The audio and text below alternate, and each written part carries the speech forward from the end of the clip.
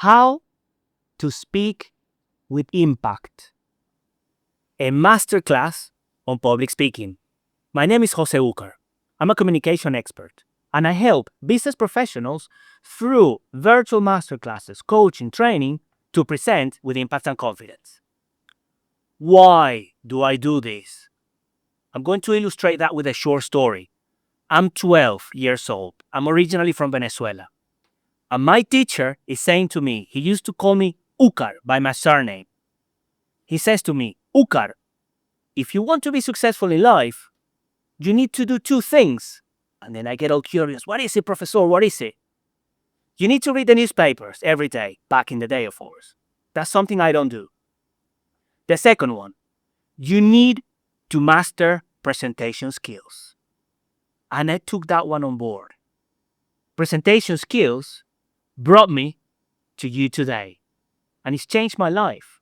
That's why I'm delighted to bring this session to you, where I will be sharing some of my favorite tools, techniques, strategies that will enable you not only to craft an impactful message, but it will also help you to deliver it with confidence.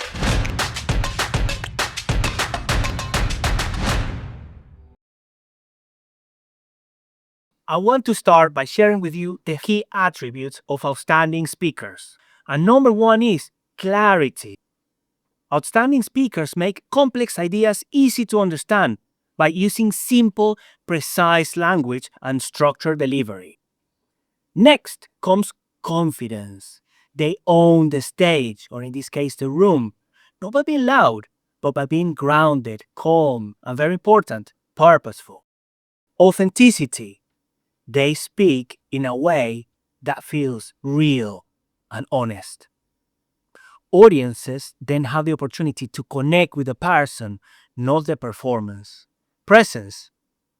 They are fully engaged at all times. They are in the moment with the message, their body, are very important, the audience. Audience awareness. They shape the message to meet the needs and expectations of the audience. They use the language and they make sure people are listening at all times. Storytelling ability. They use relevant stories to create emotion, context, connection. And this is not only to entertain, but to persuade and also teach. Structure, one of my favorites. They organize their message using clear frameworks, which I'm going to be sharing with you. So the audience, in your case, you, can follow and remember the key points. Adaptability. They read the room and adjust tone, the pace, the context, based on real-time feedback. They think on their feet. Vocal control. Yes, they can vary the pitch, but also the pace. They pause. They play with their volume, their projection, to keep attention and emphasize the meaning of the message. Body language. They use posture, gestures, the facial expressions to reinforce the message. They do it with purpose to avoid distractions. Credibility. They back up ideas with data. Of course, they bring experience and also logic. They speak with authority. Very important, authority, not arrogance. Engagement. They interact through questions, humor, polls, or direct audience reference, always looking to turn monologue into a two-way, dialogue. Emotional intelligence. They tune into the energy of the room and show empathy and emotional balance, especially when they are under pressure. Purposeful impact. They speak not just to inform. They are always looking to inspire action, change thinking, and move people forward.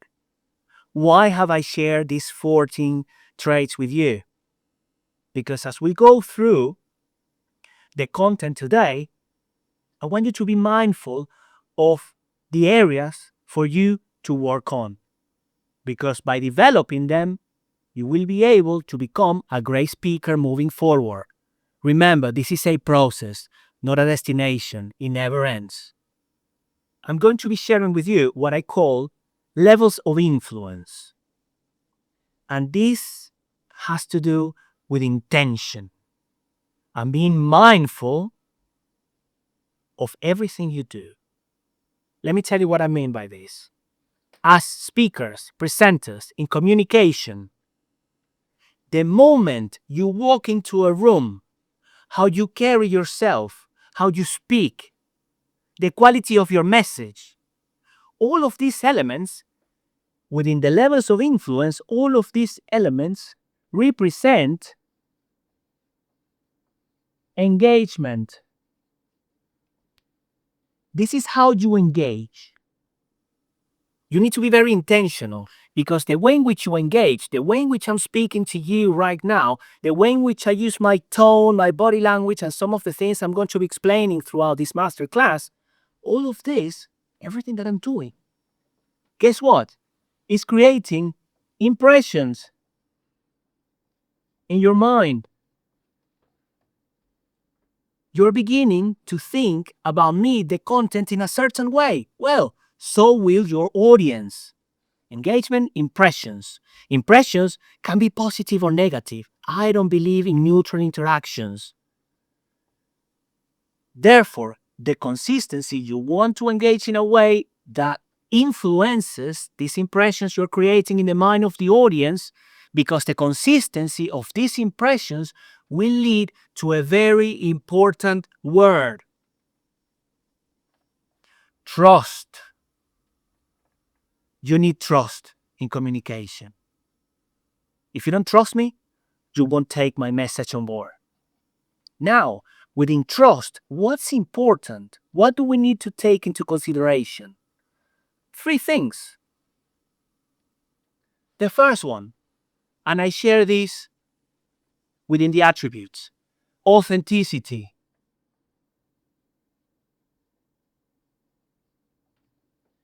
Authenticity. I'm not performing here.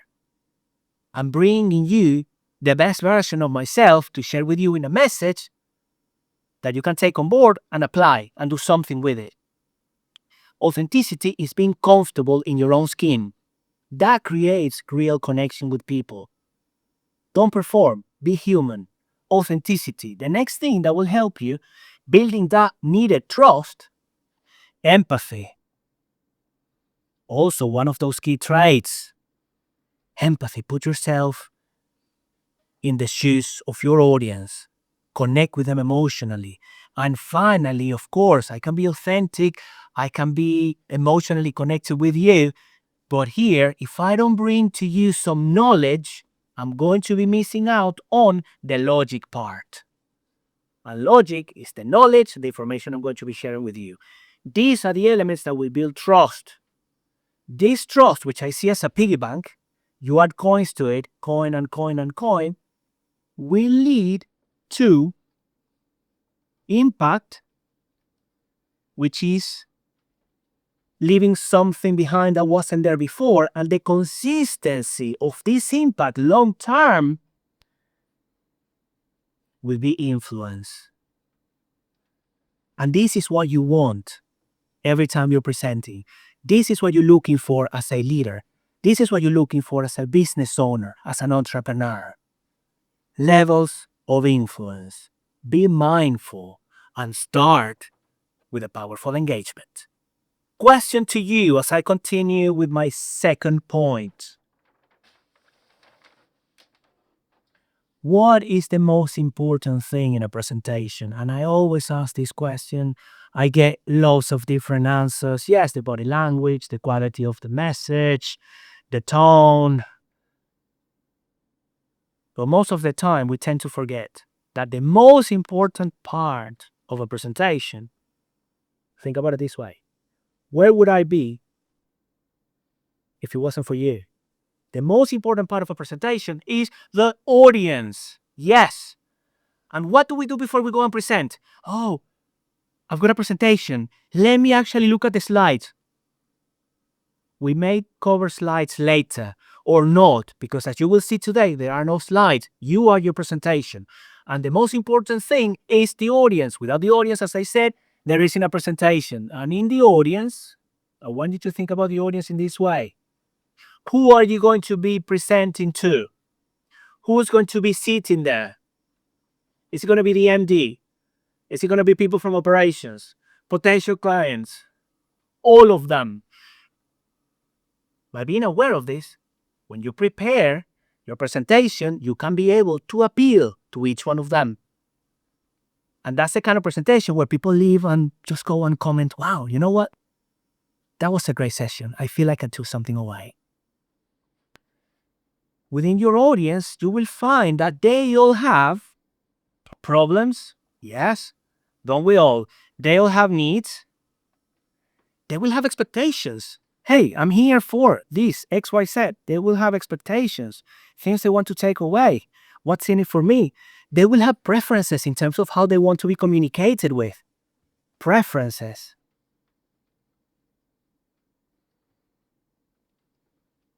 For you to take into consideration, and only then you start thinking about how you're going to be solving all of this. You start thinking about your solution. And your solution, guess what? Will be, of course, your presentation.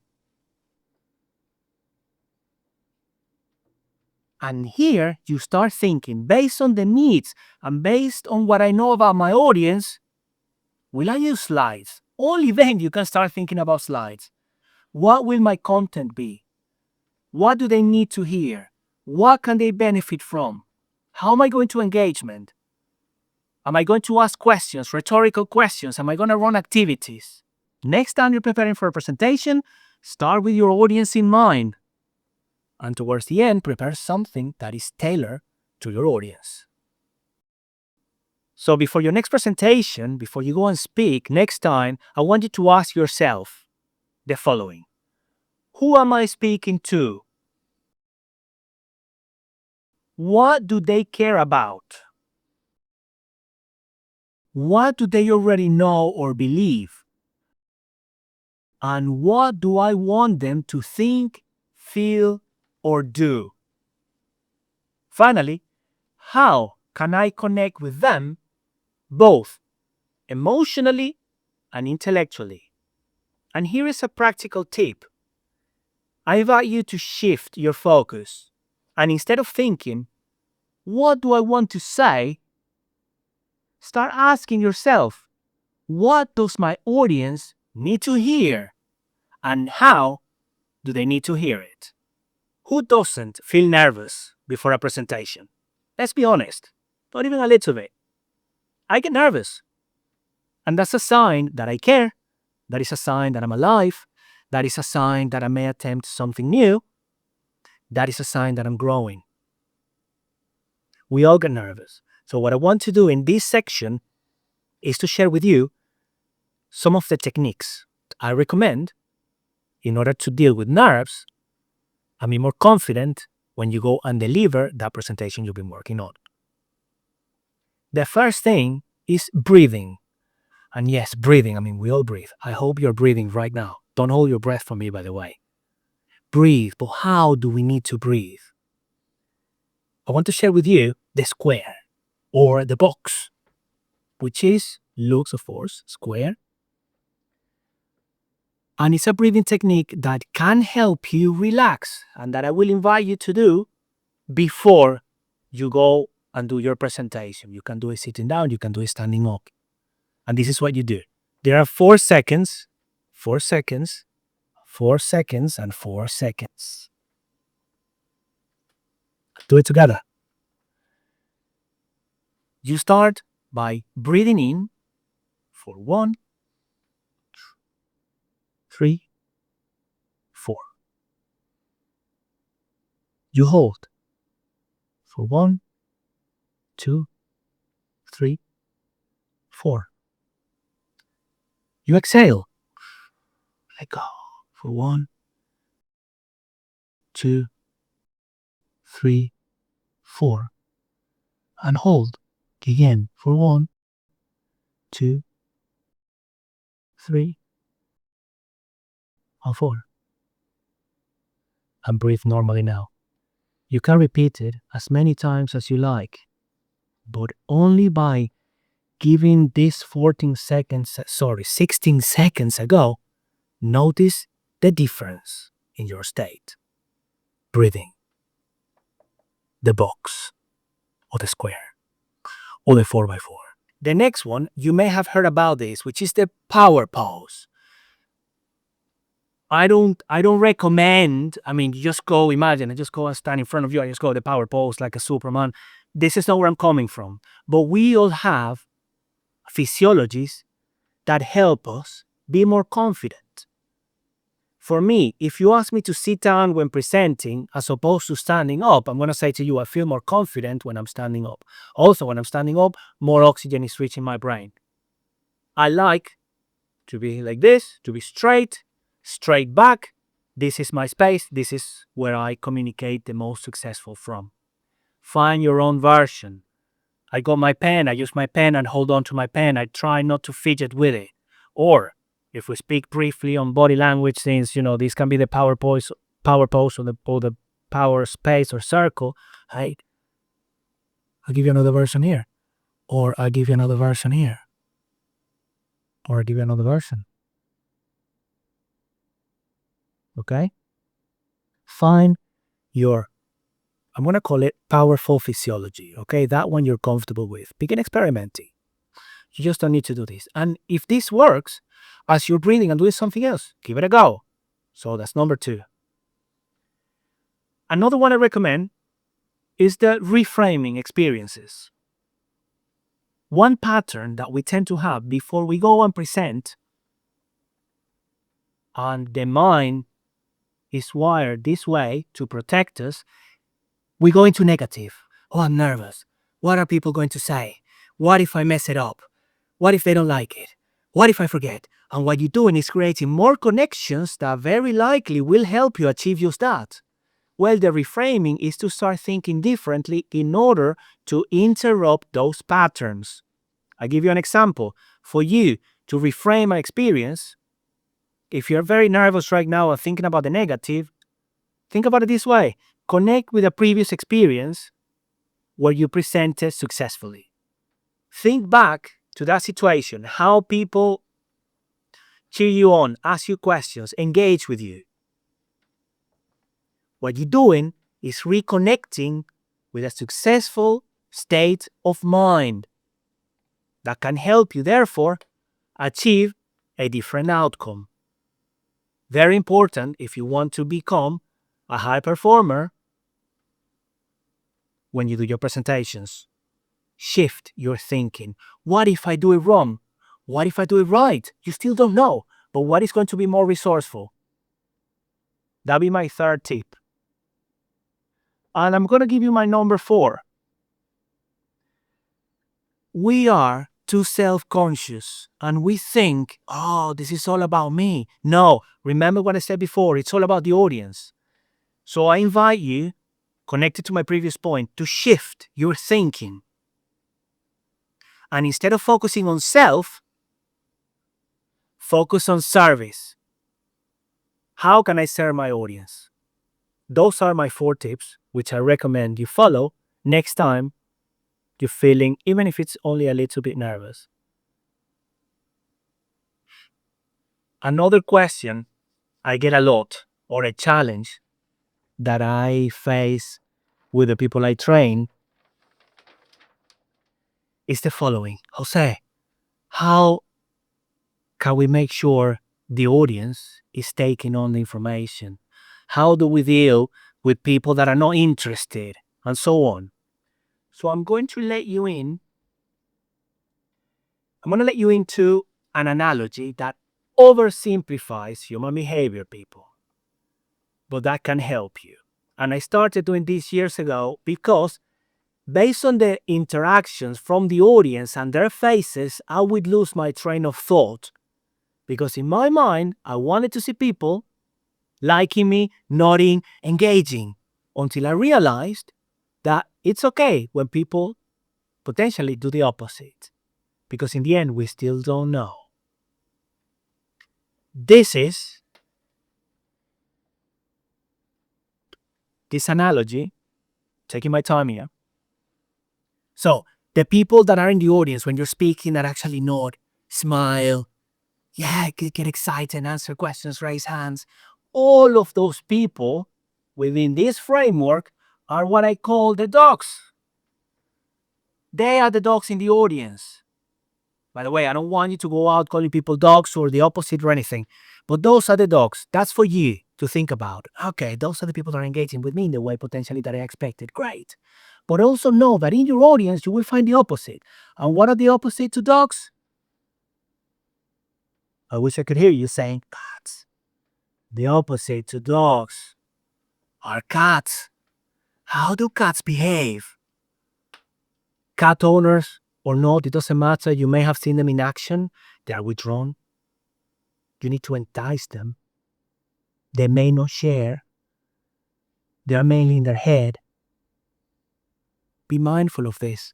When you find your cats in the audience, it does not mean they're not interested. What it means is they take on information differently. With this, I'm not saying that, we are not judging the quality of the information that you're presenting to them. I just want you to know that in your audience, if you're losing your train of thought and you are not knowing what to do with these different ways of behavior or reactions, no, hey, I'm finding my dogs and I'm finding my cats. With the dogs, I keep on interacting. With the cats, how do I entice them? Or just know that that's how they behave. The dogs are approachable behaviors. Okay? Approachable, which we can have. Approachable is what I'm showing to you right now. Open gestures, the tone, excitement. I'm a dog with you right now. But then I can also bring the credible, which would be the cat, credible style or credible behavior when I say to you, remember what my teacher told me back then when I was 12 years old? It's important that you focus on mastering your presentation skills.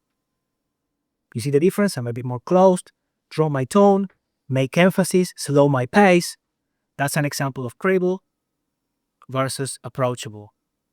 So now, next time, again, as I said, you see the dogs, you see the cats, be okay with it. Stick to your plan. Of course, be flexible. Look to engage with them. And provide your approachable behavior for the dogs and your credible behavior for the cats. Also, as you're doing this is what happens in the minds of your audience. When we're always behaving in the way we do, and we're consistent, and we go monotone, and we go slide after slide, that's what happens in the mind of our audience. Now, when we begin to incorporate some of the things I've been sharing with you, when we are a bit more confident, when we deal with our nerves, when we're focusing on our audience, when we think about the dogs and the cats, how do we appeal to each one of them? All of those changes are doing this in the mind of the audience. They are creating connection points. You're interrupting, they're thinking. What you're doing is this, you're re-engaging them constantly so their minds are on and fully paying attention to what you say. I want to talk to you about structures, no scripting, different ways in which you can craft your message for greater impact. For my personal introduction, I used something I call the XY set. And the X is the who. So I started saying, I'm Jose Ucar, I'm a communication expert.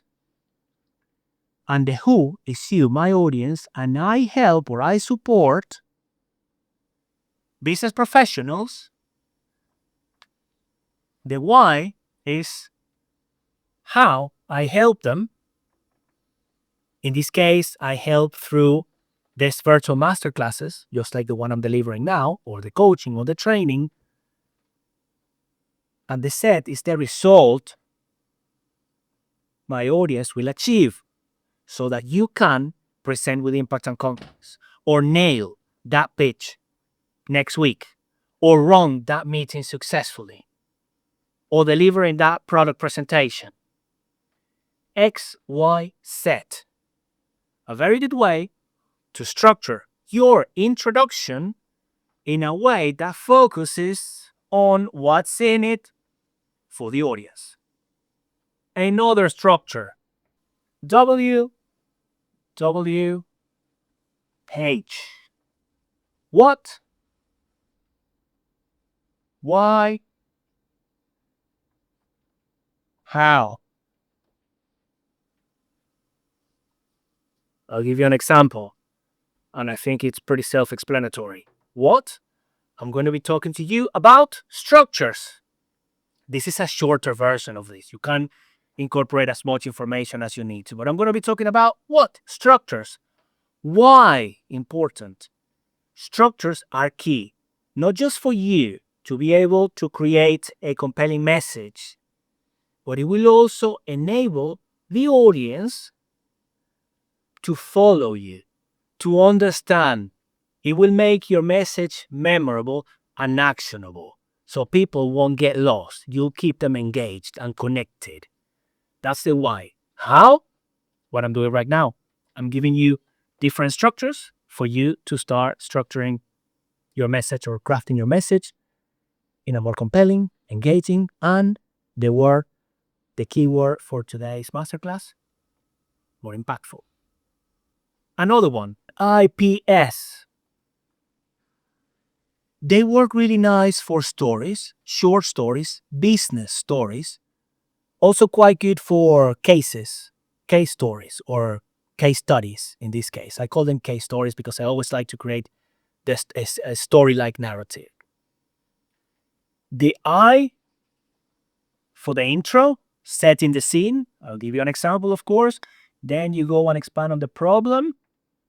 And finally, the solution. So let me illustrate this with a story. Years ago, I'm in Barcelona working with a client. I'm working on the intro, setting the scene. And he was getting ready to present a new car they were launching into the market. Now let me delve into the problem. The problem was that there were going to be teleprompters behind the audience, but they were quite far and he couldn't read them very well. You see, I'm expanding on this. So how do we go about, how can we find a solution? So I started speaking to him and I said, tell me about this product, this car that you're going to be launching. How are you connected with it? And he just went into storytelling mode straight away. And he shared his excitement. He shared the introduction, how he found the car the first time he drove it. And at that point, I said to him, great, you have a lovely story you can share. Let me give you a structure for you to deliver that message without having to read the teleprompters, which actually create this connection with the audience. And that was the solution. I gave him something as simple as the beginning, middle, and end for that story specifically. But through a story, I've also illustrated how you can use the IPS to craft a message for your next presentation. The next one, the 4 C's. 4 C's, a very effective structure, and also it provides a nice narrative for storytelling. By the way, quick parenthesis here. Storytelling is very important as long as you use it to enhance your point or presentation. Many people enjoy sharing fact after fact. What that creates, remember that straight line that I drew before? It creates disconnection. Through storytelling, you create the opposite, connection. Based on MRI scans of the brain of the audience in front of facts, it's been discovered that a couple of areas of the brain illuminate. The mind in front of a story, over 7 parts of the brain being illuminated. Neural coupling occurs or takes place, which is the synchronization of our neurons. How powerful is that? Think about it. You want to drive engagement? Learn how to deliver impactful stories. The first one, the first C, is for context. Always important to set the scene. The next is the challenge. Then you have the change. And finally, the conclusion. Let me take you through one of my favorite stories from Jose back in the day, selling highly engineered products for aerospace. Giving you a bit of context already. I'm in Portugal and I've been waiting to have that meeting with one of the top 10 aerospace manufacturers. Finally, after 2 years, they open the door and they give me the opportunity to have a chat with them. That's part of the challenge. I knew they were only going to take me quickly through their workshop to grab a coffee, and that would be the end of it. That's still my challenge. And then I'm thinking, how, during that short period of time, how can I entice them? Because in here, I was dealing with cats. Remember the dogs and the cats? Cat-like behaviors. How can I entice them? How can I give them something that sparks their interest? What created the change was that as I was walking through the hall and the workshop, I started thinking, I have all of this information that I could be presenting to them, but what is actually going to give them a benefit? And as we got to the coffee, I had already seen a part they were making. And I said to them, look, we have a lot of experience making that part and some others, and I guarantee you, we can give you some savings. I wasn't lying. I had seen what we could do.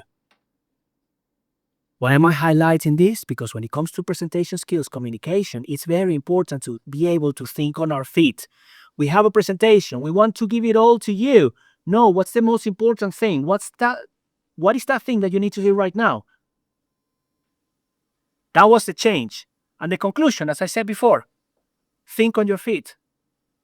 What does your audience, it goes back to the focus on the audience, what does your audience need at that moment in time? And that is what I did. And this is a good way in which you can start structuring your storytelling, if you like. And last but not least, the final structure that I'm going to be sharing with you. Fab. You have a feature.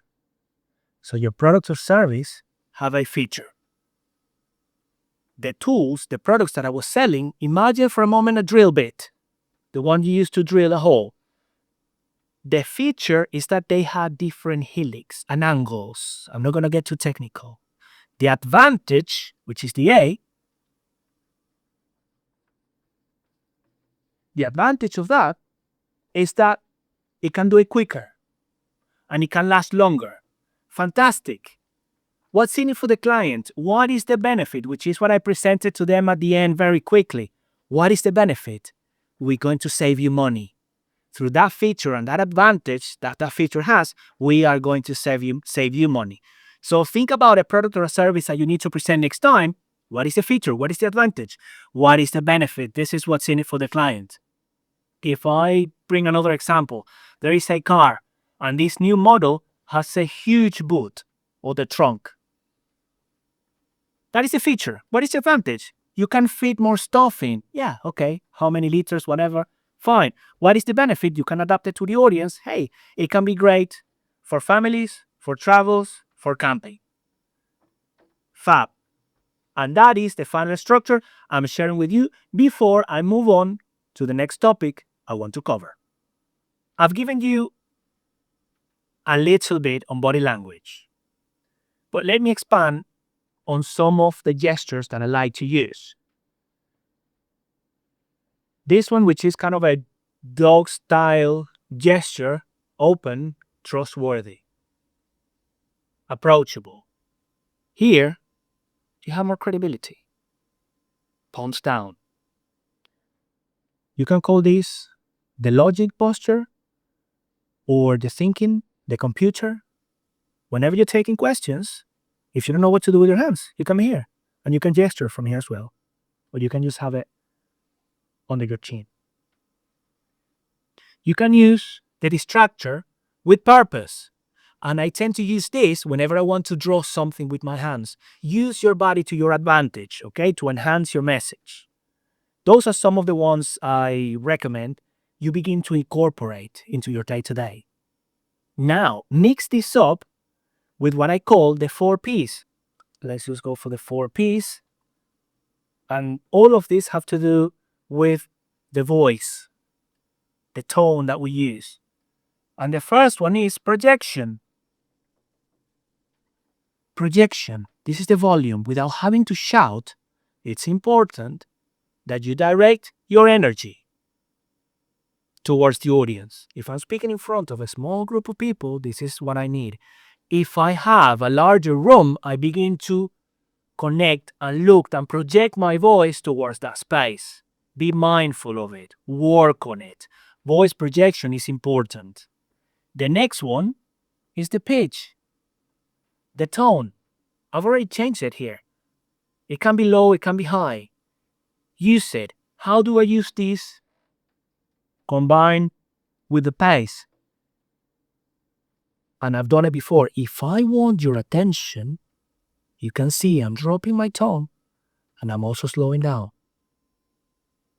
And I'm pausing at the same time. It can bring a bit of drama if you like, but this is not what I'm after. What I'm doing when I use this with purpose is because I want your attention, or even more of your attention, onto that thing that I'm presenting to you right now. So if I'm gonna give you a call to action, instead of giving you a call to action, do this, no. The next thing I would like you to do is to experiment with your voice projection, with the pitch, the pace, depending on how you want that message to land, and the pause to let the minds of the audience to digest your message. The 4 Ps combined with some of the body postures that I've just shared with you. And I'm going to add what I call stage anchoring or stage management to give you yet even more impact when you deliver your sessions. And you may have noticed, or not, that's what I'm going to explain it now, that I like to divide my space in 3 sections, and I don't tend to move away from those 3. Here is a smaller or more confined space. When I'm on a larger stage, I try to do the same. Why? Because I know where I'm at, and so does the audience. I know where I'm going. 3 again, and I can work with them using the structures that I've shared with you. For example, these 3. In here, I anchor the past. That conversation I had with the client in Barcelona, you already remember that it's been anchored, but I point towards this direction. Then in here can be the start of my presentation. Here is the problem, how we solved it. And there is the future, where we're going together. The solution, what comes next. This works really well in a face-to-face environment, of course. But people also ask me, how can I engage people a bit more effectively? Well, instead of having the talking face or the talking head when you do a virtual call, begin to engage more of your body and move accordingly. I don't want you to be like the lion in the cage. No way. Be purposeful, but create impact. Create those interruptions in the mind of the audience to create further engagement. So there you have body language, some tips, your voice, and stage anchoring. One of the most common questions I get, or challenges I would say, is, Jose, how can we answer questions on the spot? Or how can we deal with difficult questions? How can we think on our feet? Which is a skill, and it's something I do a lot during my sessions, of course. This is just an hour. And I'm going to illustrate this with a popular question I get. Jose, how can we drive engagement when we do virtual sessions? That is the question. Imagine I'm presenting, and actually I got that question not long ago during a keynote that I did. The first thing, I'm going to write it down. The first thing you can do, appreciate the question from that person. And I like to say, thank you. Thank you for your question. Instead of going, that's a great question, or this and that, or amazing. Thank you for your question, because I genuinely appreciate you asking me that question. So I go, thank you. The next thing I do, if the question is clear, I go and answer it, and I'll explain how I go about it. But if it isn't, I go and either paraphrase it or I ask for more information. So you're saying engagement when you do virtual sessions. And sometimes the question I tend to ask is, and how many people do you tend to present to? So here, I'm actually looking for confirmation. Well, I'm not going to write it all. Confirmation of understanding. Okay, I'm making sure I understand, and I take my time to understand it. Next, I bridge.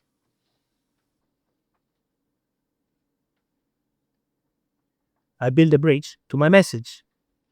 And it may sound something along these lines. Right, that is a question I get often. And my recommendation for this is I begin to bridge or create that bridge towards my answer.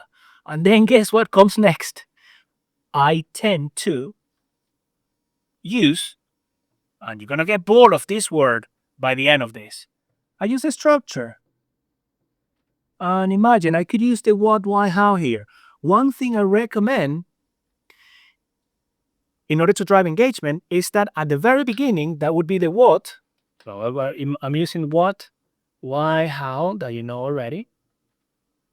So the what here, I recommend you set clear expectations at the beginning of your session. Why? Well, when you set clear expectations in terms of the participation you expect, you are presenting the rules of engagement. People in the audience know that they need to move from passive to active. How do you go about it? Well, by doing this and creating polls, asking people to write in the chat, provide some examples if you want them to raise your hand.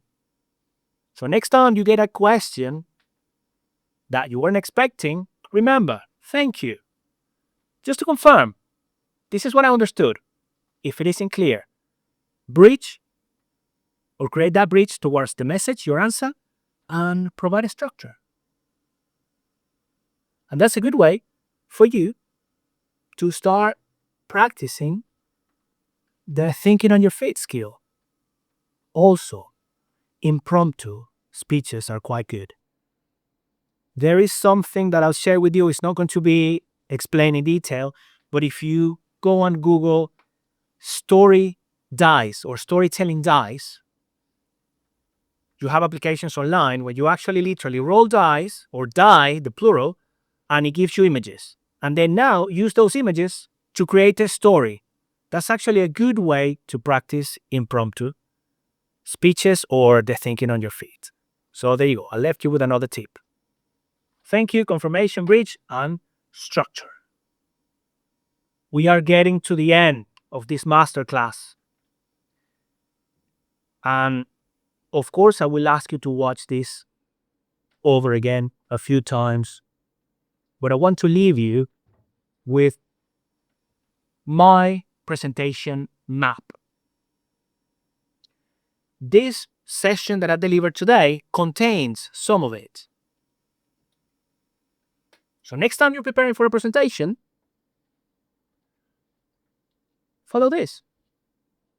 Every presentation starts, and you know this already. Every presentation should start with an intro. Okay? Now, for that intro, you can start. One of the ways in which I recommend people start is starting with a hook.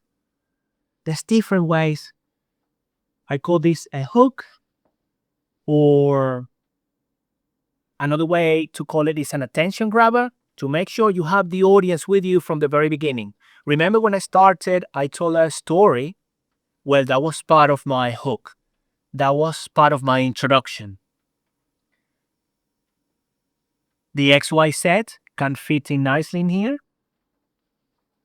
And then the direction of the talk. Yes, you can explain what the presentation, you can explain what is it going to be about? Yes. And the direction of the talk or the direction of the session.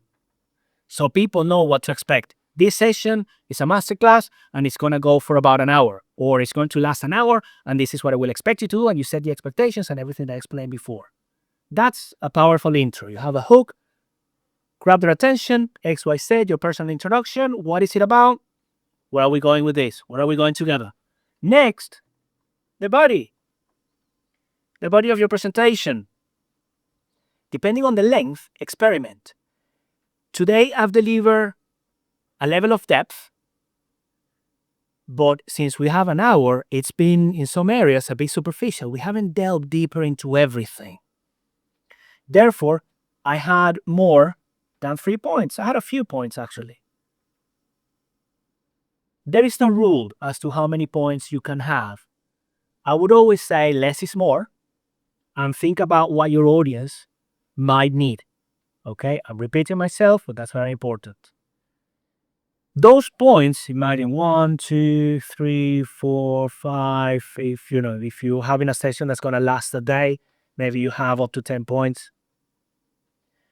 In order to expand on these points, you can use the structures I've shared with you. Imagine you can use what, why, how. You can use IPS. What else did we cover today? You can use the 4 C's. 4 C's as an S. And so on. And then you go illustrating your points. Sorry about the typo in there. That's the 4 C's. You deliver your points. And something I don't see often is that after you've delivered the points, people tend to go just finish the presentation with a thank you very much for your time. No, that's too early. What you need to do now is grab each one of those points and create a conclusion. Which in our case, in this masterclass, it would be. So we have covered different strategies, different tools and techniques that will help you speak with impact or deliver an impactful presentation. Remember some of the points we discussed. Remember to focus on your audience, the 14 attributes of a speaker, to work on each one of them. Body language, loads of different structures, thinking on your feet. As you begin to practice all of them, that will make you a very stronger or excellent presenter. And remember, this is a journey. It's not a destination. It's a process that never ends. The better you want to get, the more opportunities you will have. That is a version of a conclusion. And finally, people, instead of finishing, oh, and that's my presentation, thank you. No, take your time. Let people digest. Let people enjoy the process. Provide a call to action. The call to action will look differently depending on the kind of presentation you're doing. But for me today, in order to wrap this up and send you home, my call to action will be to apply what we've covered today, get ready, and present differently next time. So I'll leave it to you as a question. What will you do differently next time you go and present? Thank you very much for your time and attention. I hope you found all of this content valuable. I look forward to connecting with you. And if you want to find out more about me, you can find me on LinkedIn, Jose Ucar, or you can visit my website, joseucar.com, for training, coaching, and speaking sessions around communication and some of the topics I've covered today. Go and speak your greatness.